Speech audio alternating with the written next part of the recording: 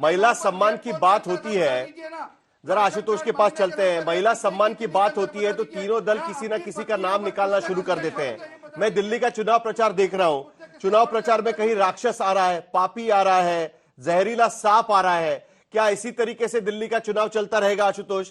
और चुनाव की घोषणा होते वक्त हमने सुना कि सीईसी कह रहे थे कि भाई मर्यादा का पालन सभी की तरफ से होना चाहिए, लेकिन लगता नहीं है कि किसी की तरीके से हो पाएगा।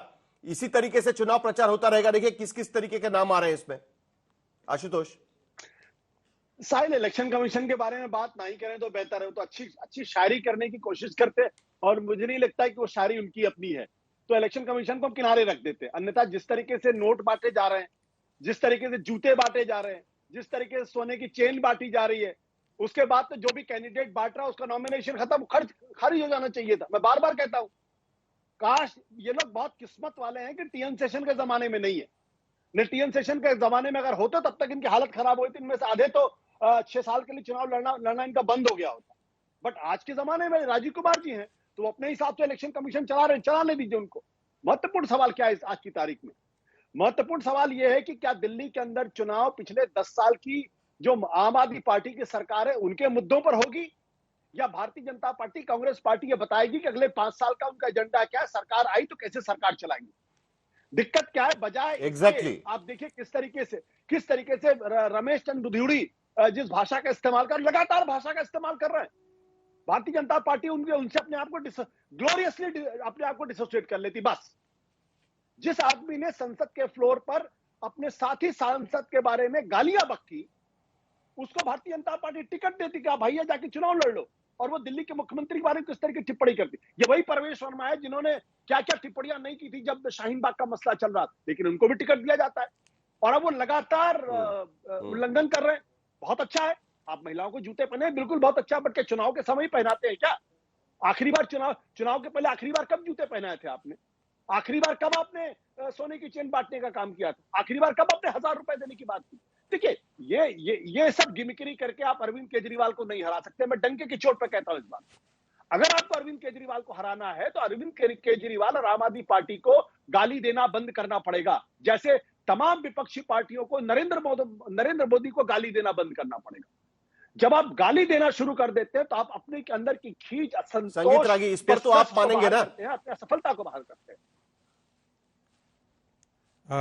संगीत रागी, इस बात को तो आप मानेंगे ना कि ये गाली देने से काम नहीं होगा, मुद्दों पर बात करनी पड़ेगी। आशुतोष की इस बात को तो आप मानेंगे ना आज? देखिए, अब मेरे मित्र आशुतोष हैं, वो कभी उसी आम आदमी पार्टी के साथ हुआ करते थे जो जा करके बिजली के खंभे पे तार काटाता था और कहता था मैं तो तार काटूंगा, मैं तो कानून का पालन नहीं करूंगा। ये वही आम आदमी पार्टी के साथ थे जो उस समय ऐसा नहीं था कि आम आदमी पार्टी पैसे नहीं बांटती थी, शराब नहीं बांटती थी। अब ये मुद्दा नहीं है। मैंने वो चुनाव जब जगमोहन जी लड़ रहे थे तब भी मैंने देखा था कि कैसे कांग्रेस पार्टी जो है वो झुग्गियों में शराब बांटा करती थी। ये सब सारी चीजें, ये विचार और विमर्श का मुद्दा मुझे लगता है कि रहना नहीं चाहिए।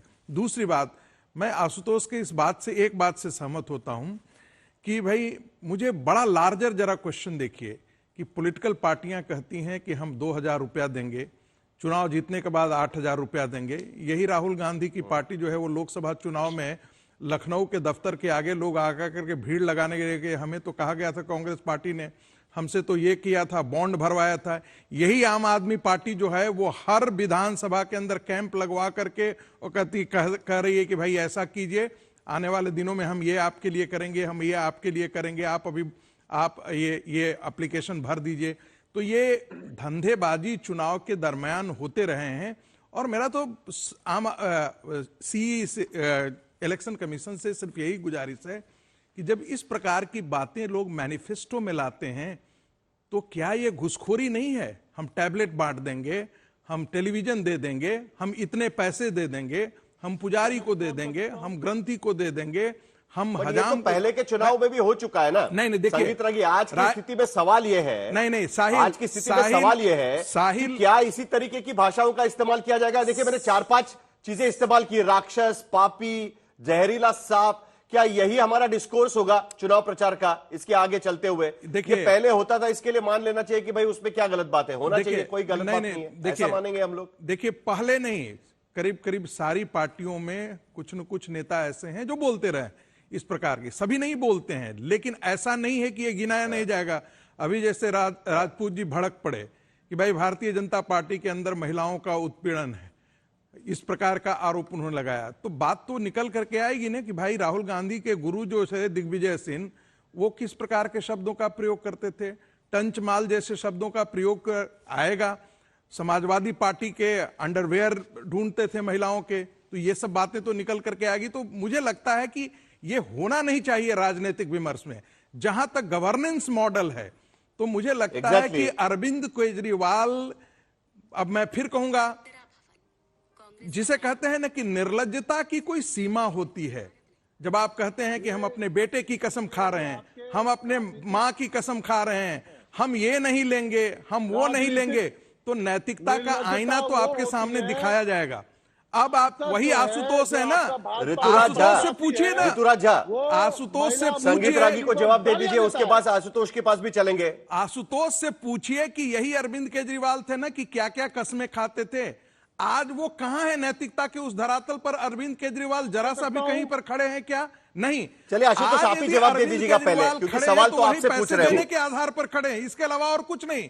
जब आप ये कहते हैं कि हम इतना पैसा देंगे, हम 200 यूनिट देंगे, 400 यूनिट, मैं किसी पॉलिटिकल पार्टी की बात नहीं कर रहा, तो आप वही काम कर दे रहे हैं। प्रवेश वर्मा ने कोई गुनाह नहीं किया, मैं तो कहता हूं कुछ भी गुनाह नहीं किया है।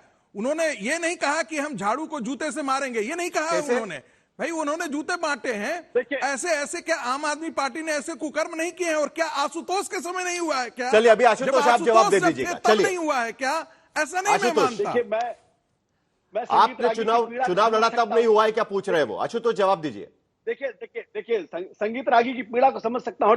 हर टेलीविजन चैनल पे आते हैं, भारतीय जनता पार्टी को डिफेंड करते हैं। अरे तो भाई आप कांग्रेस के प्रवक्ता के तौर पे, आप तो कांग्रेस से भी बेहतर प्रवक्ता है भाई, आप तो मेरे मित्र कांग्रेस से बेहतर प्रवक्ता है कांग्रेस के।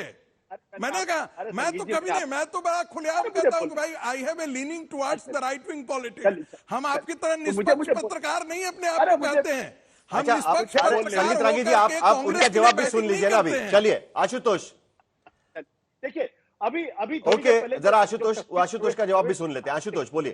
ठीक है, देखिए अब देखिए भारतीय जनता पार्टी और आरएसएस का कितना भी हमला किया, लेकिन दिल्ली की जनता नहीं सुनती ना इनको। भाई 70 में से 67 सीट उनको 2015 में दे दी।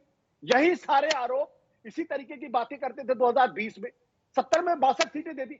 अब तो कम से कम अपना नारा बदल दो, अब तो कम से कम अपना भाषण बदल दो। और दूसरी बात, अभी थोड़ी देर पहले मैंने तस्वीर देखी प्रवेश वर्मा की, खुलेआम त्रिशूल लेकर खड़े होकर दिखा रहे, खुलेआम गदा दिखा रहे। आप कहना क्या चाहते हो भाई? आप क्या पॉलिटिक्स करना चाहते हो?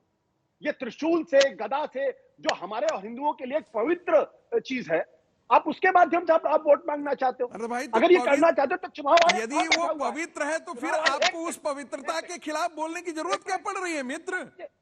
पवित्र यदि है, वो यदि सिंबल पवित्र है, त्रिशूल यदि पवित्र है, और महाकुंभ चल रहा है, तो उसके खिलाफ आपको इतनी नफरत क्यों है? संगीत, मुझे बोलने दीजिए। मैंने कहा ना, तो मतलब चुनाव प्रचार में त्रिशूल भी निकलेगा अभी? हाँ, इसका मतलब यह है कि प्रवेश वर्मा बुरी तरीके से नर्वस है और उनको लगता है सिवाय हिंदू मुसलमान किए बगैर, सिवाय हिंदू की बात किए बगैर हम चुनाव नहीं जीत सकते। अरे भाई, चुनाव आयोग है कहां? राजीव कुमार जी क्या कर रहे हैं? अरे भाई, क्यों नहीं सब मेरे कॉग्निजेंस लेते?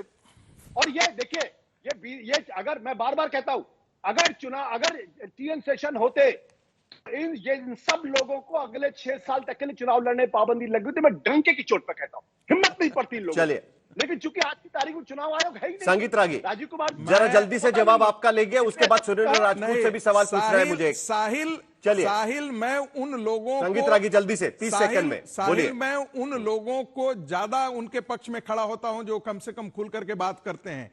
वो नहीं करते हैं ना, कम से कम जो पीछे से वोट जिहाद का नारा देते हैं और बाहर से सेकुलर दिखाने की कोशिश करते हैं, कम से कम वो नहीं कर रहे हैं ना। प्रवेश वर्मा वो नहीं कर रहे हैं, यहां वो नहीं कर रहे हैं राहुल गांधी की तरह कि हिंदू समाज को जातियों में तोड़ो, क्योंकि हिंदू समाज को जब तक जातियों में नहीं तोड़ोगे और मुसलमानों का सुरेंद्र राजपूत। पोलराइजेशन नहीं करोगे तब तक हम जीत नहीं सकते हैं। कम से कम ये राजनीति, दिल्ली चुनाव में भी संविधान का मुद्दा निकाला जा रहा है, जाति जनगणना का मुद्दा निकाला जा रहा है, उसके तरफ कहीं ना कहीं उंगली दिखा रही है।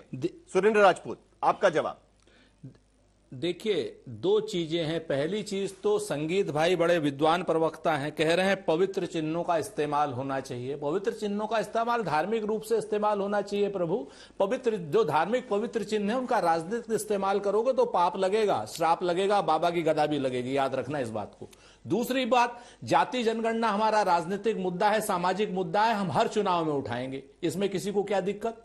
आरक्षण हमारा राजनीतिक मुद्दा है, सामाजिक मुद्दा है, हम हर चुनाव में उठाएंगे। संविधान तो हम बचाएंगे ही बचाएंगे, इसी संविधान की वजह से चुनाव हो रहे हैं, क्यों नहीं बचाएंगे हम संविधान। हम दिल्ली में संविधान भी उठाएंगे, ठीक है। अरे ये बकवास की बात मत किया कीजिए संगीत भाई। सोरेस होगा आपका जीजा, आप बात समझो। ये कौन है सोरेस? सोरेस हो चाहे कोई हो, आप उठा करके उसको बंद कर दो अगर आप में हिम्मत है, हैसियत है, हौसला है तो। ये जो बैठ करके दिल्ली में बात करते हो ना, इतनी बड़ी सरकार है, 11 साल से सरकार है, सोरेस को अभी तक पकड़ नहीं पा रहे हो और इधर उधर की बातें करते हो, सोरेस के नाम पर बहस को डिरेल करते हो। मैं फिर से कहता हूं, अरे तुम्हारा मित्र है ना वहां जो बिडेन, मैं तो कह रहा हूं, उसके बाद जो बिडेन हमारा नहीं है, बुलाया तो नहीं, जाकर के बुला ला उसको बंगाल में। अरे बुला ला उसको, जो बांग्लादेश में किया, और ये इधर उधर की बातें मत करके। थे। देखिए साहिल भाई, आपके यहाँ पर, आपके चैनल पर इस तरीके से संगीत रागी जी के होते हुए आरपी सिंह जी की जरूरत क्या है? आरपी सिंह जी को किसी दूसरे चैनल पर भेजिए, रागी साहब यहाँ पर करेंगे। इन्होंने तो कहा राइट भाई जरूरत नहीं है, ऐसे मत बोलिए। तो मैं संडे को भी नहीं, मैं साफ कहता हूं, ये पत्रकार नहीं पक्षकार हैं। संगीत भाई हमारे दोस्त हैं लेकिन पत्रकार नहीं है, पक्षकार हैं। और ये सीधे सीधे निर्लज तरीके से मानते हैं कि हाँ मैं पक्षकार हूं। जरा आरपी सिंह से मुझे एक सवाल पूछना है भाई। मेरी अपने को पत्रकार, आरपी सिंह जी तो भले आदमी है, काय बना रहे हो? चलिए, आपको यदि गिरिजा को गाली देने से, अभी आपने सुना आशुतोष को, वो कह रहे हैं कि भाई, कर लीजिए। वो कह रहे हैं कि जैसे मोदी जी को कोसने से विपक्ष जीत नहीं सकता। अरे सुन लीजिए एक सेकंड, नहीं एक मिनट, सुरेंद्र राजपूत जी जरा एक मिनट, मुझे आरपी सिंह से एक सवाल पूछना है। अभी आशुतोष ने थोड़ी देर पहले कहा कि जिस तरीके से प्रधानमंत्री मोदी को कोसने से विपक्ष जीत नहीं सकता, वैसे केजरीवाल को कोसने से बीजेपी नहीं जीत सकती, 2 बार कोशिश कर ली। आपका क्या जवाब रहेगा इस पर? क्या इसी तरीके से यहां पर चुनाव प्रचार होगा या कुछ नया भी वादे किए जाएंगे? क्योंकि आपका अभी तक घोषणा पत्र आया नहीं है। दो बातें सिर्फ मैं 2 बातें सिर्फ मुझे जोड़नी है इसमें। एक तो ये यहां पर बैठकर आमने सामने लड़ते, नकली लड़ते हैं, आपस में साठ गांठ है इनकी। ये एक दूसरे की ए एंड बी टीम है, पता नहीं कौन कौन ए कौन बी, परंतु आपस में साठ गांठ है कांग्रेस और आम आदमी पार्टी की। और आज भी चंडीगढ़ के अंदर मिलकर चुनाव लड़ रही है मेयर का। दोनों पार्टी मिलकर चुनाव लड़ रही है चंडीगढ़ के अंदर। और आज से कुछ महीने पहले तक केजरीवाल साहब जाकर कन्हैया कुमार के लिए वोट मांग रहे थे। को जीतने दें, ये आपस में सीधे बेईमानी करने दें आपको जी। अरे अच्छा ये बताओ, मेयर का चुनाव मिलकर लड़ रहे वहां पर चंडीगढ़ में बैठने दें। मेयर का चुनाव मिलकर लड़ रहे साहिल मेयर के चुनाव में अनिल मसीह को जीतने दे।